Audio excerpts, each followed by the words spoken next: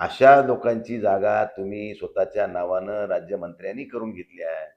ह्याची जर चौकशी लागली, खरेच तुम्ही न्यायदेवता म्हणून बसलात वरी, मुख्यमंत्र्याला माझी विनंती असेल, तुम्ही खरंच या राज्याचे मुख्यमंत्री आहात, खरंच तुम्ही राष्ट्रीय स्वयंसेवक संघाचे कार्यकर्ते आहात, तुम्ही खरंच जर स्वाभिमानी असताल आणि खरंच तुम्ही राज्यातल्या एखाद्या संघाच्या कार्यकर्त्याला, संघाच्या नेत्याच्या परिवारामध्ये जर अशा स्वरूपाच्या घटना घडल्या असत्या, तर तुम्ही अशा कैलासवासी ॲडव्होकेट बंकटलाल मुंदडाजींच्या परिवाराला न्याय देणार आहात का? खरं असेल तर न्याय द्या, खोटं असेल तर माझं काय म्हणणं नाही तुम्हाला. पण त्याचं खरं असून सुद्धा इथं मुस्कटदाबीनं सत्तेच्या जोरावर, बळाच्या जोरावर संघाच्याच एका चांगल्या माणसाची जमीन तुम्ही हडप करता आणि तुम्हाला त्याची सुद्धा काही लाज वाटत नाही. आणि इथं तुम्ही पुन्हा दुसऱ्याच्या टिमक्या वाजविता. अरे तुम्ही टिमकी कोणाची वाजवायले? भाजपची वाजवायले का बोर्डीकरची वाजवायले?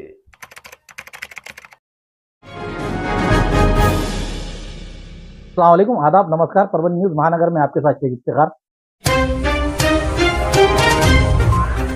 परभनी के राष्ट्रीय एकात्मता के प्रतीक रहे हजरत सैयद शाह तुराबुल हक रहमतुल्लाह अलैह इनके उर्स को लेकर कुछ 2-3 सालों से टेंडर एक ही निकाला जा रहा है, जिसमें व्यापारियों को बड़े पैमाने पर उन्हें परेशान किया जा रहा है। जो गुत्तेदार टेंडर लेता है वो टेंडर लेने के बाद वो अपने पैसे निकालने की खातिर यहाँ पर व्यापारियों को परेशानियों का सामना करने लगाता है। उसे देखते हुए यहाँ के हजरत सैयद शाह तुराबुल हक रहमतुल्लाह अलैह बहुउद्देश्य सेवाभावी संस्था उर्स व्यापारी कमेटी की ओर से आज तारीख 20 जनवरी 2026 के रोज जिला कलेक्टर को निवेदन दिया गया और उसमें कहा है कि उर्स को 2020-21 की तरह ही उनके दुकानों को पहले की तरह ही दुकानें देकर वक्फ बोर्ड अपनी पावती फाड़े, ऐसी मांग की गई है। और रात का समय भी रात से लेकर तो सुबह 5 बजे तक रखा जाए, ऐसी मांग का निवेदन दिया गया। दिए गए निवेदन पर सचिव सलीम इनामदार, पूर्व सभापति एवं नगर सेवक सैयद मखदूम भाई, उपाध्यक्ष मोहम्मद खदीर लाला हाशमी, मोहम्मद अब्दुल, मोहम्मद इब्राहिम, शेख बाबू, शेख शरीफ आदि के हस्ताक्षर मौजूद है। पूर्वीप्रमाणे दुकाने जे दर होते त्याच्यात थोडेफार वाढ करून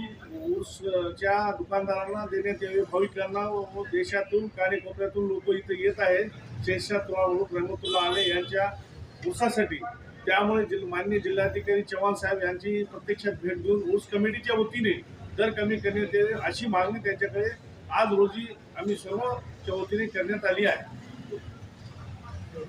उस कमेटी के तरफ से जो कलेक्टर साहब को एक निवेदन दिया गया है, जिसमें आज 50 साल से जो चलते आ रहा है उसका हिंदू मुस्लिम एकता का जो सबूत परभनी जिले के अंदर दिया जाता है और महाराष्ट्र के अंदर दिया जाता है।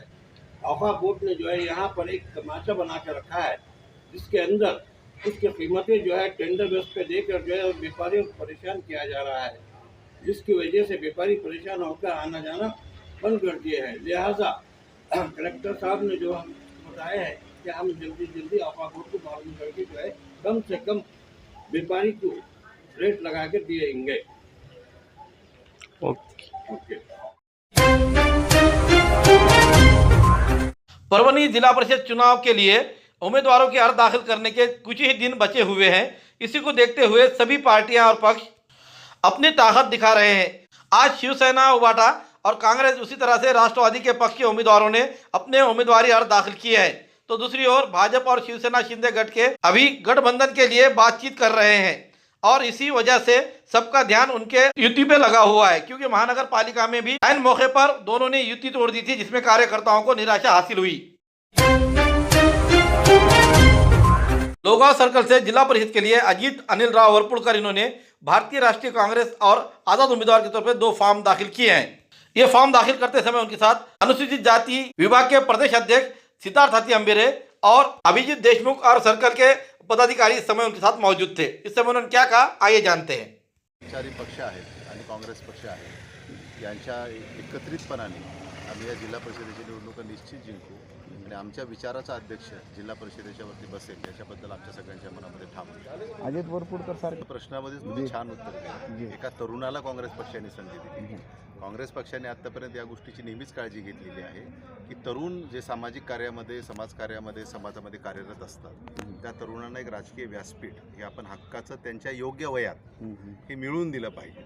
आणि हे मला असं वाटतं की त्यांचं हे योग्य वय आहे की ते राजकीय पटलावरती त्यांचा एक सक्षमपणे, शेवटी आपण याला मिनी मंत्रालय म्हणतो, जिल्हा परिषद म्हणजे आपण याला मिनी मंत्रालय म्हणतो, अशा या ठिकाणी एका तरुणाचा अतिशय योग्य वयामध्ये सहभाग होऊ घातलेला आहे आणि मला याचा मनस्वी आनंद आहे। काँग्रेस पक्षाने नेहमीच पंतप्रधानपदापासून असेल, मुख्यमंत्रीपदं असतील, जिल्हा परिषदेचे अध्यक्षपदं असतील किंवा विविध संस्थांवरचे पदाधिकारी असतील, यांना तरुण वयामध्ये, योग्य वयामध्ये संधी देण्याचं आजपर्यंत काम केलेलं आहे. आणि त्याचंच एक पुढचं पाऊल म्हणून अजित वरपुडकर यांच्यासारखा अतिशय उमदा तरुण या माध्यमातून आम्ही जिल्हा परिषदेमध्ये पाठवू पाहतो आहे. आणि माझी यांच्या मतदारसंघातल्या जनतेला आणि सगळ्यांनाच असं आव्हान आहे की आपण सगळ्यांनी यामध्ये योगदान द्यावं. आणि अजित वरपुडकर जिल्हा परिषदेमध्ये जातील आणि परभणी जिल्ह्याची जी एक भविष्याची वाटचाल आहे ती अतिशय सक्षमपणाने, कारण सक्षम यासाठी मी म्हणतो आहे की फक्त वरपुडकर आडनाव आहे म्हणून नाही, त्यांचं व्यक्तिमत्व हे सर्व मान्य आहे, अजातशत्रू ते राहिलेले आहेत आणि एक नियोजनबद्ध आयुष्य, ज्याला आपण ऑर्गनाइज्ड पर्सनॅलिटी असं म्हणतो, अशा पद्धतीचं त्यांचं व्यक्तिमत्व आहे. आणि असं एक चांगलं व्यक्तिमत्व परभणी जिल्ह्याच्या राजकारणामध्ये उदयाला यावं अशी काँग्रेस पक्षाची जी मानस आहे त्यामध्ये सगळ्यांनी योगदान द्यावं अशी विनंती मी यांनी केली. पुरानी बीमारियों की शर्तिया इलाज, घुटने के दर्द, शुगर, बवासीर, गुर्दे की पथरी, सफेद दाग, हार्ट अटैक, अस्थमा, एलर्जी, दाग कोड़ की बीमारी, गांठियों से पीड़ित अन्य बीमारियों से परेशान होते तुरंत संपर्क करें। डॉक्टर गोविंद कामटे, आयुर्वेदिक विद्या विशारद, बालाजी आयुर्वेदिक प्राकृतिक चिकित्सा केंद्र, शाखा नंबर 3, पुराना पेड़गांव रोड, पोस्ट ऑफिस के करीब, स्वामी फोटो स्टूडियो के बाजू। समय सुबह 9 बजे से दोपहर 2 बजे तक, शाम 5 बजे से रात 9 बजे तक। Mobile number 9921691008। सिंगनापुर सर्कल से जिला परिषद के लिए चुनाव पांडुरंग खिल्लारे लड़ रहे हैं। शिवसेना उबाटा गढ़ से उनकी उम्मीदवारी लेते हुए वो सिंगनापुर की सर्कल से लड़ने के लिए नामांकन पत्र आज दाखिल किया। उन्होंने हमारे मीडिया से बात करते हुए क्या कहा, आइए जानते हैं उन्हीं के जुबानी। सिंगनापूर जिल्हा परिषद गटातून ही शिवसेना मशाल या चिन्हातून उमेदवारी अर्ज दाखल केला आहे। अशा पद्धतीने सर्वसामान्य कुटुंबातली माणसं आहेत, त्याच्यामुळे आम्हाला ही निवडणूक, आम्ही सातत्याने लोकांमध्ये राहिलेली आहे, त्याच्यामुळे आम्हाला ही निवडणूक तशी काही अशी अवघड वाटत नाही, कारण आम्ही दररोज लोकांसंगी काम करण्यासाठी आम्ही उत्साहानं समोर असतो। कोणी काय आयत्या पिठावर आम्ही काही रेगुट्या करीत नाहीत। आमच्या जिल्ह्याचे लोकप्रिय खासदार संजय जाधव, परभणी विधानसभाचे मतदार आमदार राहुल पाटील यांच्यासुद्धा नेतृत्वाखाली मी ही शिवसेनेची उमेदवारी त्याच्या ह्यानं भरलेली आहे। एकाने बाबा माझ्यासारखा एक सामान्य कुटुंबातला मी सिंगनापूर गावचा सरपंच या 5 वर्षानंतर, त्याच्यानंतर मार्केट कमिटीला पुन्हा संचालक असताना मी 5 वर्षात गावाचा काही असा कालापालट केला आहे, जेणेकरून आतापर्यंत गावामध्ये काही प्रश्न होते प्रलंबित, ते कधी मिटले नाही। गावामध्ये 3 आरो प्लॅन्ट आहेत, मोफत पिठाची गिरणी, दळण पाणी आहे, ह्या सुविधा गावामध्ये, घंटा गाडी, ड्रेनेज, 90% गाव ड्रेनेज आम्ही केलेलं आहे। त्याच्यामुळं ह्या होऊ घातलेल्या निवडणुकीमध्ये आम्हाला एक जिल्हा परिषदचा असा एक आदर्श बनवायचा आहे। सिंगनापूरचं जे गाव आदर्श बनवले तसं आम्ही जिल्हा परिषद हे घन आमचं आदर्श बनवायचं। काय आव्हान करतो, मी एक सामान्य कुटुंबातला आहे। तुम्ही सर्वांनी मला लक्ष्मी आसराचा महापालिकेत बघितला असेल, त्याचा काय उपयोग झाला नाही। मी एक सामान्य कुटुंबातला मशाल ह्या चिन्हावर निवडणूक लढवत आहे। सर्व जनतेला मी एक आवाहन करतो की मला बाबा भरघोस मताने निवडून द्यावे, आणि तुमच्यातलाच एक प्रतिनिधी म्हणून, मी काय कोणत्या राजकीय पुढाऱ्याचं लेकरू नाही, सर्वसामान्याचं लेकरू आहे, हे मला तुम्ही सर्व भरघोस मताने निवडून द्यावे ही जनतेला मी आवाहन करतो। आज तारीख 20 जनवरी 2026 के रोज मौजे कानखेड़े स्थित श्री गुरु बुद्ध स्वामी महाविद्यालय के राष्ट्रीय सेवा योजना के स्वयंसेवकों की ओर से बाल विवाह और दहेज के खिलाफ समाज में जागरूकता लाने के लिए एक रैली निकाली गई। लड़कियों को पढ़ाई के क्षेत्र में आज़ादी मिले तो वो भी ऊंचे पदों पर काम कर सकती है, लेकिन ग्रामीण इलाकों के लोग कम उम्र में शादी करने की बच्चों की उत्सुकता में रहते हैं, जिसके कारण उनकी पढ़ाई छूट जाती है और निराशा में अपना जीवन बिताते हैं। इसलिए जागरूकता लाने के लिए ये रैली निकाली गई। इस रैली में स्टूडेंट्स ने कई तरह के नारे लगाए। इस रैली का आयोजन कार्यक्रम अधिकारी प्रोफेसर डॉक्टर राजू शेख और प्राध्यापिका देवशाला कामठाने इन्होंने किया। इस समय कॉलेज के प्राध्यापिका दिशा मोरे, प्राध्यापिका रेखा पाटिल, प्रोफेसर मनीषा पाटिल, प्रोफेसर शीतल जादव और प्रोफेसर जादव AN और स्टूडेंट इस रैली में दिखाई दिए।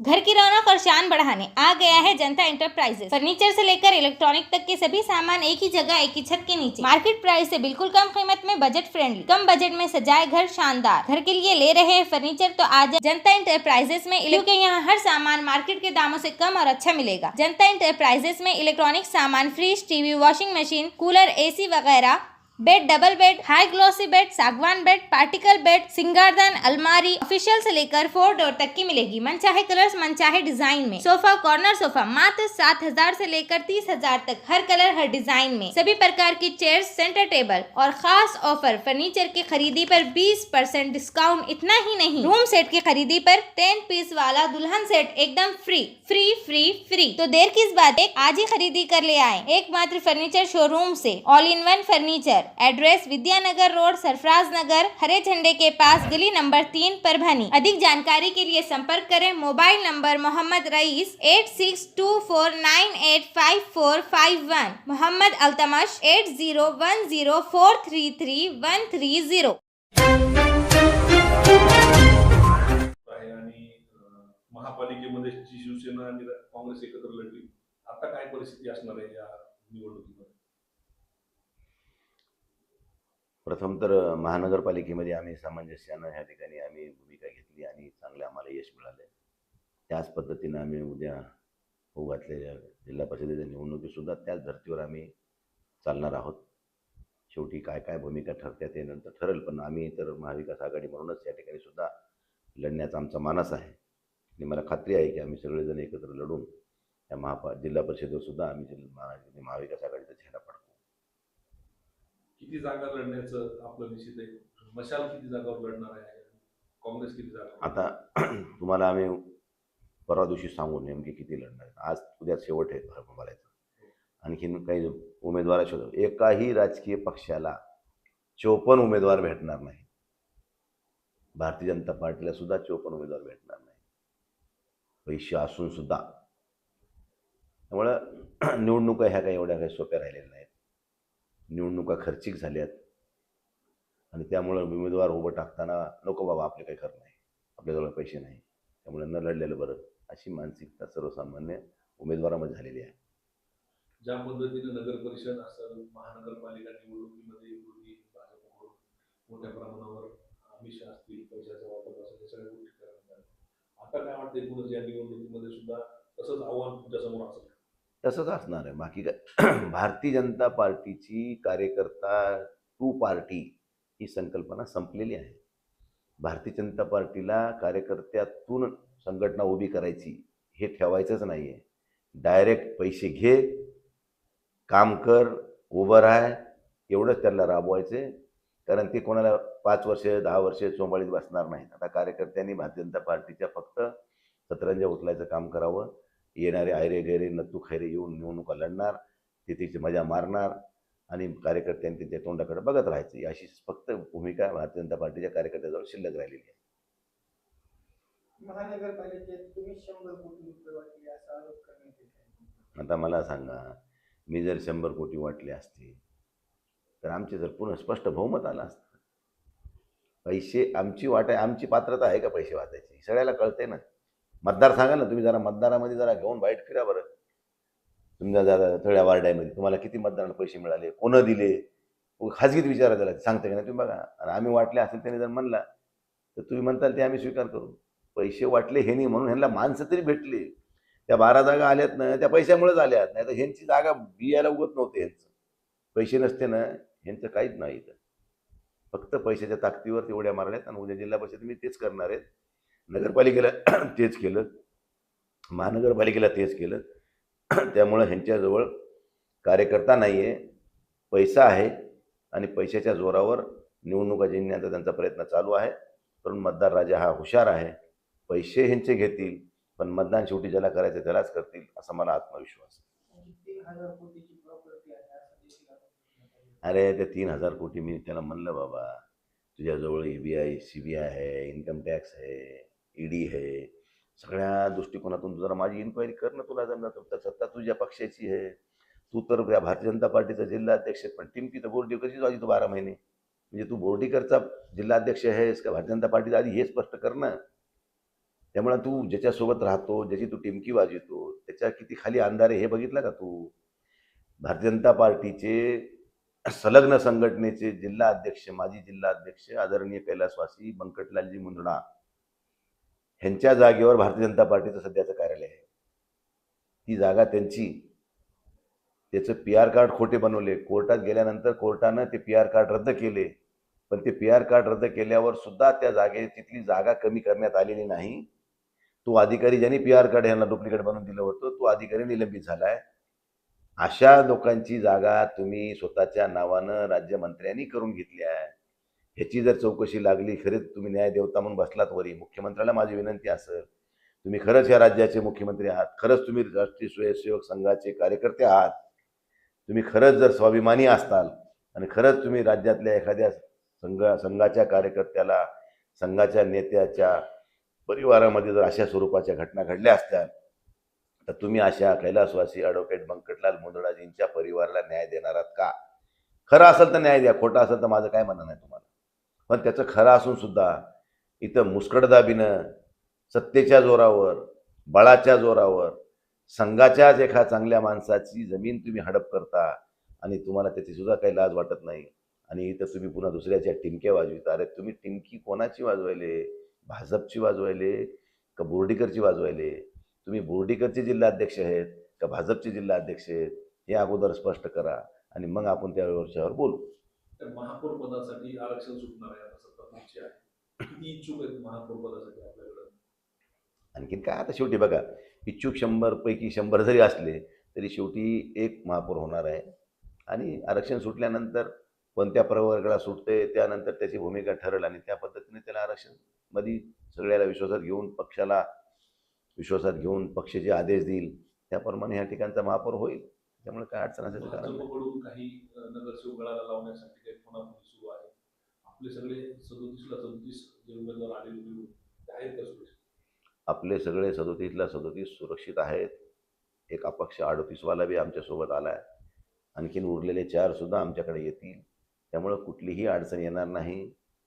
त्यामुळं आज आम्ही किंवा उद्या आम्ही जिल्हाधिकाऱ्यात जाऊन आमच्या जे काही 25 सदस्य आलेत त्यांचं आम्ही रजिस्ट्रेशन करून तिथं आम्ही त्या ठिकाणी जिल्हाधिकाऱ्याला आम्ही पक्षाच्या वतीनं एक संयुक्तिक पत्र देणार आहोत आणि त्या ठिकाणी रजिस्टर करून आम्ही आमच्या पार्टीचं त्या ठिकाणी अजेंडासमोर ठेवणार आहोत. त्यामुळे काय असं शेवटी बघा, महापौर पदाची मागणी करण्याचा अधिकार त्यांना पण आहे. ते सहयोगी आमचे पक्ष आहेत. पण शेवटी समन्वयातून आम्ही दोघं बसल्यानंतर तो विषय मार्गी निघेल. एवढा काही टोकाची भूमिका होणार नाही. लोकसभा विधानसभेला काँग्रेसनं शिवसेनेची साथ दिली.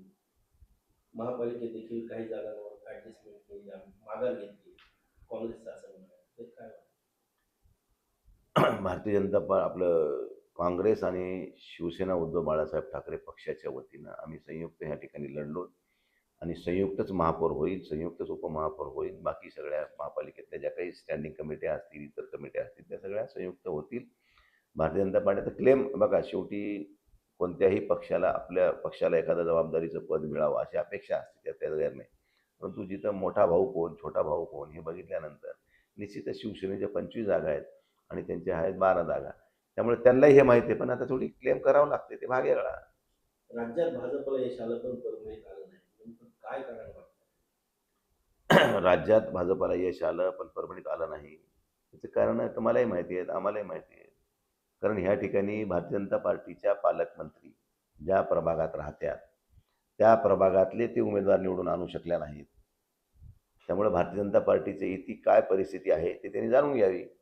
म्हणून मला असं वाटतं की ह्या ठिकाणी स्वतःच्या वार्डातले प्रभागातले माणसं निवडून आणू शकल्या नाहीत, ह्याची नैतिक जबाबदारी स्वीकारून भारतीय जनता पार्टीच्या पालकमंत्र्यांनी आपल्या नैतिकतेचा थोडा जरी आपल्याला सन्मान असेल तर राजीनामा देऊन आपण मोकळं व्हावं.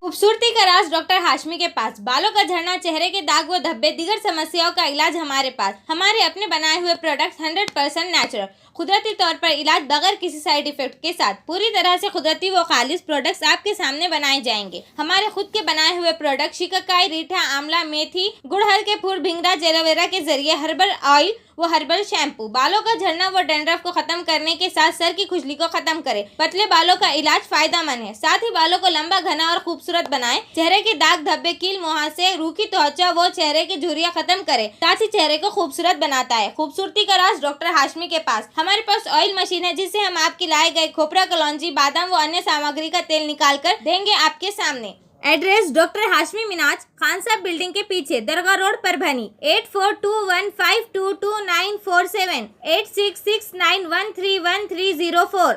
मिलने का समय सुबह 9 बजे से दोपहर 2 बजे तक और शाम 5 बजे से रात 9 बजे तक। हमारी न्यूज़ आपको किस तरह पसंद आ रही है इसके बारे में लाइक करें, शेयर करें, कमेंट्स करें। अब तक हमारे चैनल सब्सक्राइब नहीं किया तो सब्सक्राइब जरूर करें। साथ ही साथ बेल आइकन का बटन जरूर दबाएं और फेसबुक पर भी हमें फॉलो करें।